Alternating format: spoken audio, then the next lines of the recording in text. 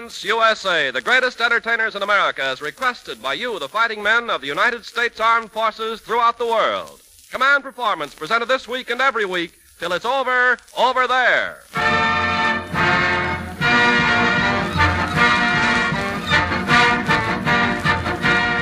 Okay, gang, we're buzzing all APO and FPO numbers and asking the fighting men and women of all the United Nations to sit in with the American entertainment industry as it answers those commands to Command Performance, care of Special Service, Los Angeles, USA.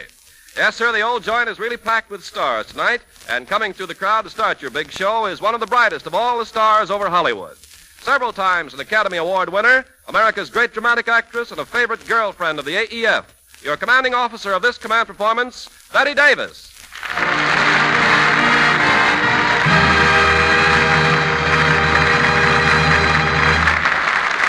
Hello to you all. It's a great treat to have this date with you overseas men tonight. We have, as they say, a shindig lined up for you, so try and make believe that you're right here with us. That's how we want you to feel. We have a 4:40 floor show with you boys sitting in the ringside seats. So here we go. First for Captain McCune of DeWitt, Iowa, and Sergeant Prideaux of Lynn, Massachusetts, now at 634, for that British mob out of GPO London, including Bogey, Curly, Mac, Stryker, Sharkey, and Short Circuit, for the Jersey Boondogglers and Hut 19 in Iceland, for Lower Plate Jackson and the bridge builders of the 8th Marines, and for Corporal Applestone and the bathtub bosses at 928, here's the singing sensation of that Jimmy Durante, Garry Moore show, your stormy weather gal, Georgia Gibbs.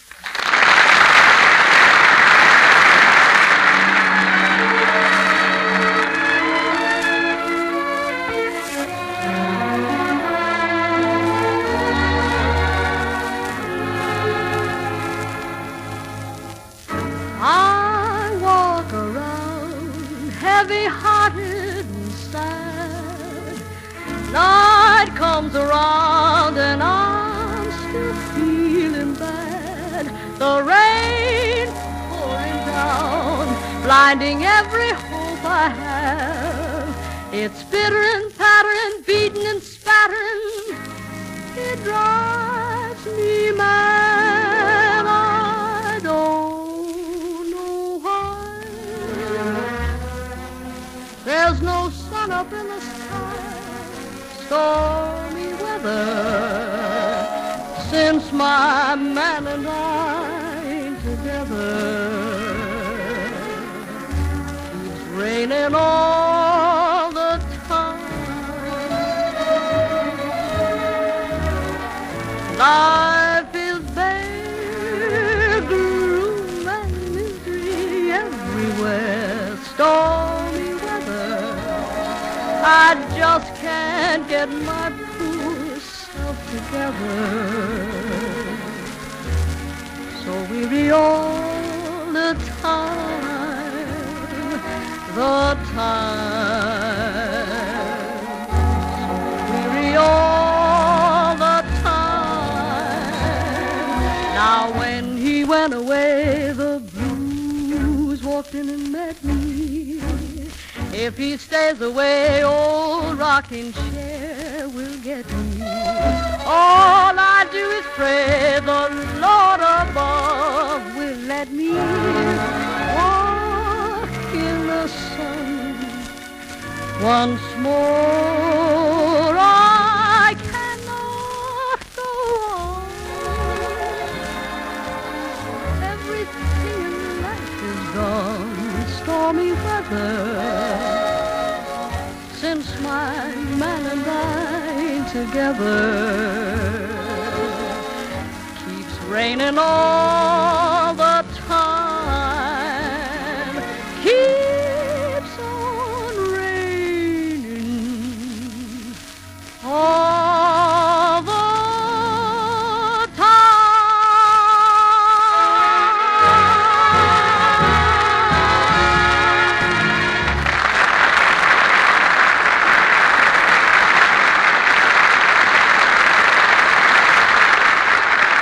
Thank you, Georgia Gibbs. Thank you very much. And thank you, 43rd Army Air Force's Band of Gardner Field. A short time ago, one Garry Moore dropped in by command of a lot of Marines and Coast Guarders who knew him back in the old days in Chicago radio circles. That first appearance on Command Performance has brought a rush of letters asking for an encore. So for the many friends of this outstanding radio comedian, we present a second Command Performance for Garry Moore.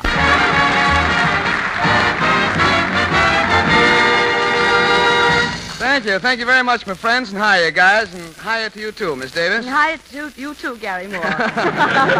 Welcome to your second Command Performance. Yes, aren't I wonderful? 2 Command Performances in 4 weeks. Just think, only 2,000 more, and I'll be even with Dinah Shore. I hope you make it, Garry. But tell us something about yourself. Where were you born? Well, Miss Davis, strictly speaking, I wasn't really born at all. You weren't? No, my parents filled in the last line of a limerick, and I was mailed to the house. That's a fact. I arrived on New Year's morning, as I recall it, and for 3 days my father thought I was a hangover.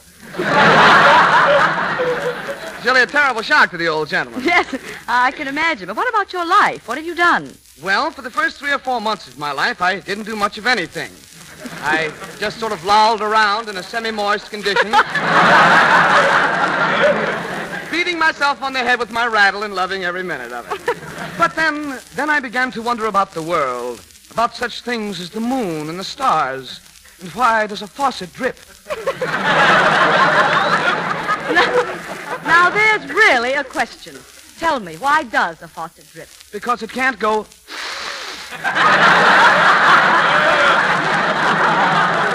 I don't know why you're laughing. It's really very simple. Oh, it certainly is. Seems to me you've done a lot for such a small man. Oh, well, Miss Davis, I've always been a small man, even as a baby. Why, do you know until the age of 7, my mother used my head for a darning egg? Yes, she did. Naturally, I grew tired of this treatment, so I ran away from home and got myself a job as an olive stuffer, in which capacity I would crawl through the olive, dragging the pimento behind me.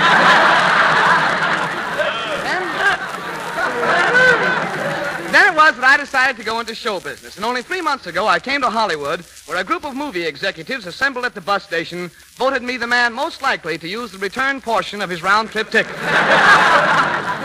I'm leaving in 2 weeks. It was really most disheartening. Well, you seem to have the courage for it. Oh, I suppose so. But then, if you'd care to hear about some real courage, let me tell you about a friend of mine. A new named Hugh. A new? You mean G-N-U, Gun-U? Or a reasonably exact facsimile, yes. But I thought you ought to know about Hugh, because Hugh was a blue new. And he was married to a new named Sue. And Sue was a blue new, too. And every time that Sue called Hugh, she would coo, "Yoo-hoo, Hugh, you-hoo, you, yoo-hoo, Hugh, yoo-hoo." And Hugh would coo, "Yoo-hoo, Sue, you cute new you. Yoo-hoo, Sue, yoo-hoo." And they called each other early and often, did these 2 news, for they were very happily married. Only one little thing kept their marriage from being perfect. They both longed for the patter of tiny feet, the happy laughter of a little one about the home. Every evening, Hugh would come dashing home from a hard day's work of getting his name into crossword puzzles under the title of 3-lettered animal. And Hugh and Sue would spend their evenings doing whatever blue news do.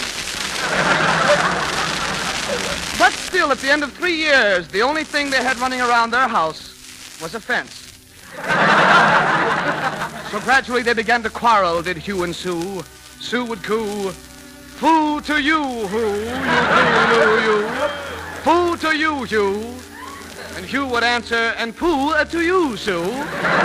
You cute new you. In fact, poo-poo, pa-doo." One day, the whole picture changed. Hugh came storming home from work, just spoiling for a fight. And as the front door opened, there stood Sue, a lovely smile all over her face. And Hugh said, "Why, Sue, you're smiling. Is there something on your mind?" And she said, "Yes, Hugh, I have news for you."